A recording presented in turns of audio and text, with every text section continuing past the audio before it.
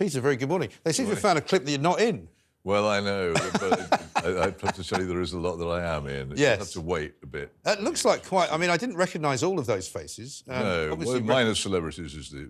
I certainly recognise the Veterans Minister, who's quite brave to be putting himself in that situation. He wasn't with us. He was on a separate thing. He's been spliced in. Right. So I can't tell you what it was like being inside with journalists. So I don't know. But you've written about it. I have. 4 days banged up with ex-cons, a documentary where you say you generally feared for your safety. There's a picture of you, which is a sort of what looks like a mugshot, HMP Shrewsbury, Peter Hitchens. It looks a bit terrifying.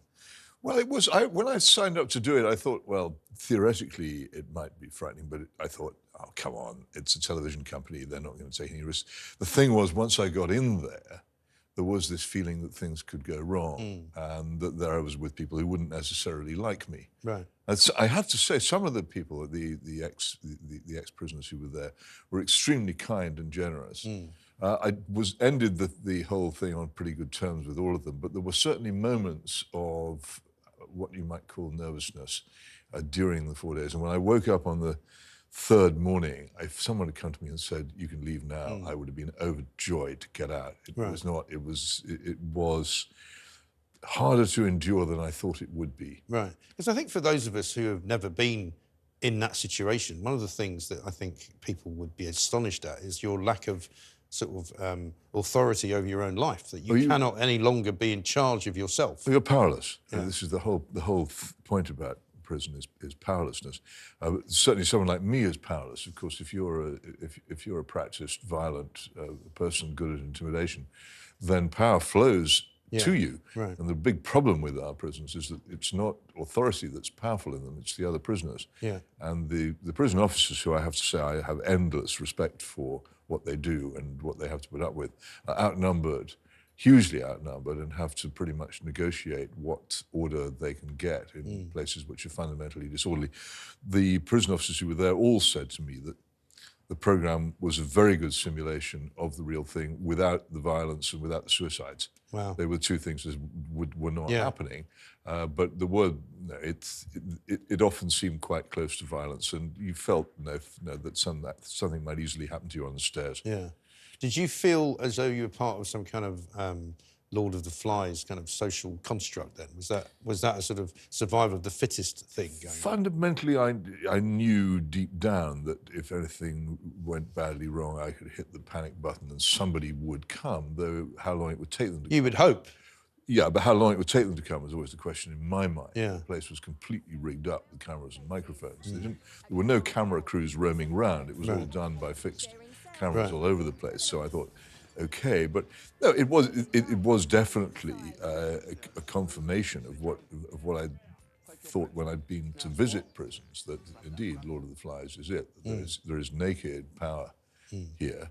And of course, if it had been the real thing, it would have been a good And did you have to find yourself being a different Peter Hitchens? Did you think I feel like you had to be a bit more physical, or you had to be more threatening? No, I don't. That never really came up. Sometimes you had to assert yourself because the programme was set up to make you do so. There was one particular occasion when one of the prisoners decided to target me. Right. And I started off.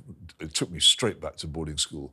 When being 7 years old, I started off doing what was often the most effective thing, which was to ignore it. Right. Eventually, I realised it was not going to go away, so I had to respond.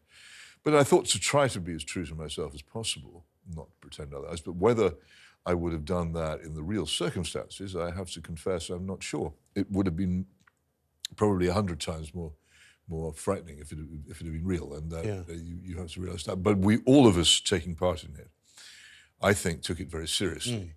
The minor celebrities, the former prisoners and the prison officers all tried very hard to simulate as far as was possible the real thing. Yeah. And I think when you see it, and I've seen the first episode in which I barely feature, when you see it, I think you'll agree with me, I think they did a pretty good job. It's not far off. There are several things about that. Many people end up in prison who never expect to go there. One bad slip at the wheel of a car can put people in prison Yeah. very quickly in surprising fashions. There are people who were members of parliament during the expenses scandal who ended up in prison, Yeah. and all kinds of other people who do. One of the things real prisoners laugh at is the assumption of people on the outside that they'll never go there. Yeah. You can't be that sure. The other thing is that if you do go to prison, then you generally, although an awful lot of prisoners are released very quickly these days, you generally go there for quite a while. My guess is that almost certainly the main impact of it impresses itself on you in the first week, and after that you begin to get used to it. Yeah. The other thing is that our system, and this is what's most fundamentally wrong with it, except in cases of homicide and one or two other crimes, most people go to prison only after they've committed probably 50 or 60 crimes, and they're already habitual criminals. It's not going to make them better people. No, and it's not going to make the prison a better place, I suppose, to go. I mean, was there any positives that you could take from it? Oh, enormously. I mean, I got to know people I'd never otherwise have met. And, they were, as I say, there was a lot of generosity among, when we sat down and talked. There was a lot of generosity with time and experience, and I'd heard some extraordinary personal stories from people, and found myself necessarily on reasonable personal terms with people I would normally have crossed the street to avoid. That's educational. It's good for you. Whether it's good for them is another matter, but it's certainly good for me. I know more about the world than I did before I did the experiment. Right. And would you say your views of prison changed? Not at all. My views, much as I just expressed to you, the whole thing is fundamentally wrong. Our criminal justice system is completely broken.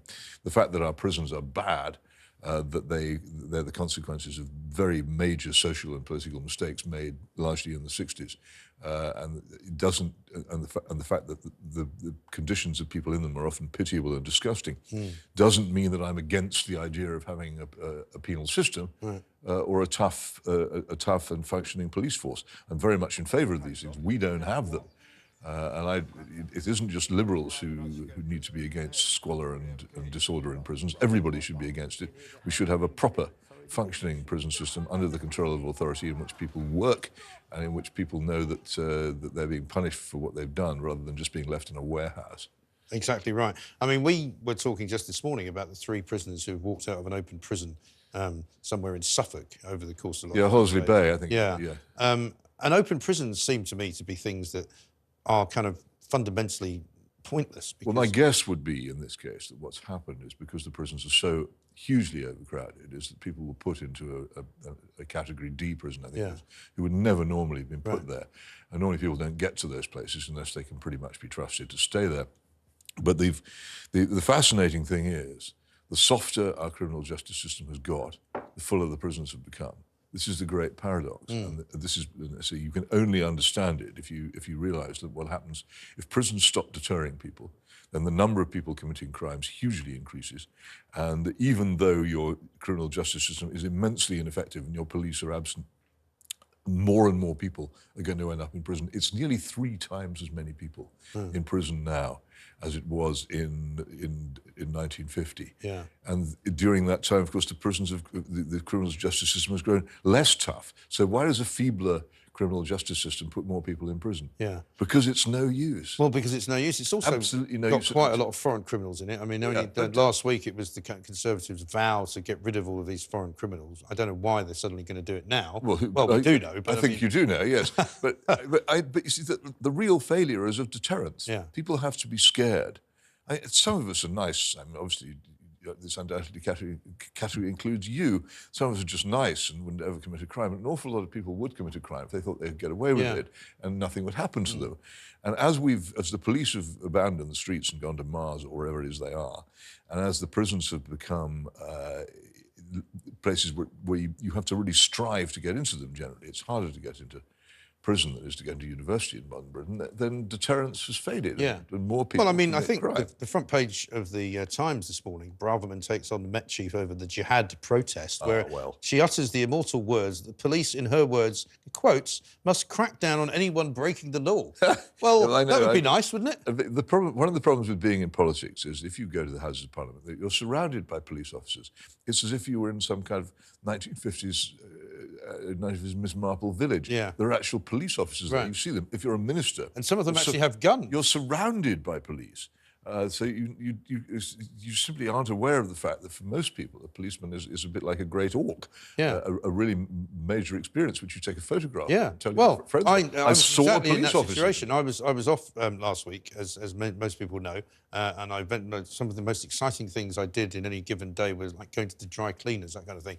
And as I was driving there, I suddenly saw 4 police officers walking down the road. It was so unusual. You had to stop. I sort of almost was going to stop and say, "Why are you here? What are you doing?" There wasn't any crime apparently in the neighbourhood, but you know, there they were. Yes, it is. When you see them, you realise how unfamiliar they are. Yeah, it really is weird. But of course, no criminal justice system will work if people don't think they'll get caught. No, exactly this. Steph has sent this in on the back of the 3 men who've escaped from that open prison. She says a close friend was in an open prison. He had people bringing steroids in for him. They could order pizza, and they had prostitutes who basically left one cell and were immediately hired to the next one. And because some of them still had jobs outside, the prison paid cash. Well, I know. Let's see. I mean, we need to know the name of the prison and the dates and so forth. Things are smuggled into prisons, undoubtedly, particularly by drones these days, and it happens all the time. There's a fascinating book by a former prison officer called Alex South, which I greatly recommend, which describes some of the things which do go on. But don't let's get carried away. And for most people, I have to say, prison is not a matter of pizza or prostitutes. It's pretty squalid. But I object to that because I think if you're under the control of an authority who's trying to turn you to a better life, then it shouldn't be squalid and it shouldn't be disorderly. It should be. But it sounds from it your should be experience. austere. Yes. But it shouldn't be dirty or disorderly or needlessly grim. And but ultimately it must be under the control of authority. And the prisons are full, and this is the worst thing. They're full of drugs. Yeah. Having failed to control the consumption of drugs in the outside world, we completely have failed to control this in prison. And so people go to prison and immediately they find themselves amid spectacular, unrestrained lawbreaking. Yes. I remember when I worked in Scotland, there was a prison called Saughton, just on the outskirts of Edinburgh, quite a tough prison for men. And their preferred method was to throw dead pigeons over the fence with drugs inside them. Drones have largely superseded these methods, I think. Yeah. But yeah, sure, those things are done.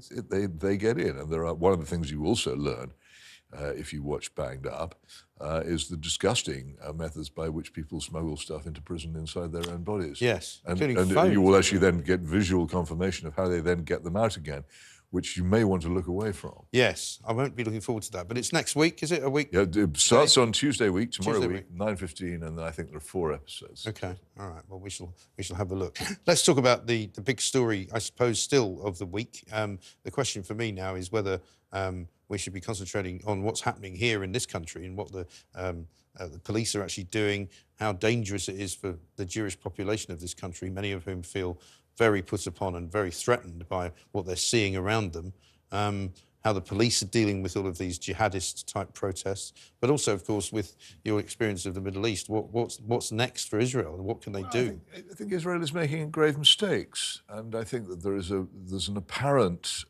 universal Western support for Israel, which I think will dissipate quite quickly. Already, the universal sympathy for Israel after the grisly Hamas attacks, kidnappings, murders, rapes, and mutilations has almost entirely faded into. People have forgotten that it happened, and everyone's now concentrating on the Israeli bombardment of Gaza, which is not surprising because there it is. It's on the television all the time. You see people shelling an urban area, and they feel when the Arab cause says you're killing women and children and so forth. I should think they probably are, because you can't shell and bomb an urban area without doing so. I think it's a mistake. Whenever Israel has done this in the past, well, not whenever, but certainly the past few times Israel has done this, I've gone on record against it because I think it's foolish. The battle for Israel's survival is going to be fought in Western public opinion.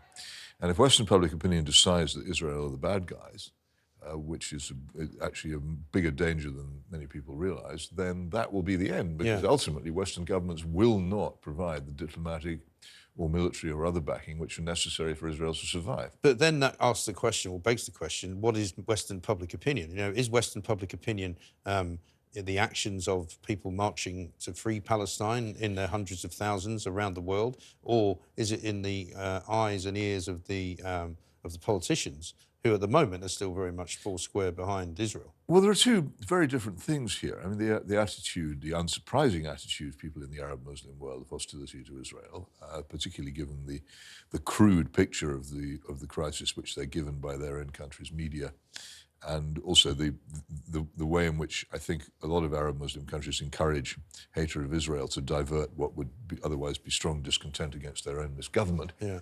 This is something which I don't think we can really do anything about. But in this country, I think there is it's fascinating the way in which the left and people who consider themselves to be nice and civilized and virtuous 60 years ago would by and large have been on the side of Israel against the Arabs, and regarded the Arabs as a reactionary cause.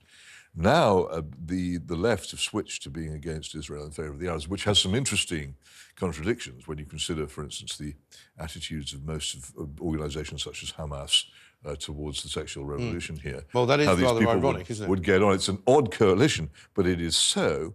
And it's so partly because I think there's a grave ignorance of the history of it, and also because deep down the origin of the whole problem has been the racialist bigotry against Jews, which has plagued much of the world for centuries, and which led to the creation of Israel in the first place. The whole reason why Israel exists is because that bigoted hatred of Jews took on such solid form in Germany under Hitler that there was no longer any answer to the argument that there needed to be a place where Jews could go and escape from that at any time, and that's what happened.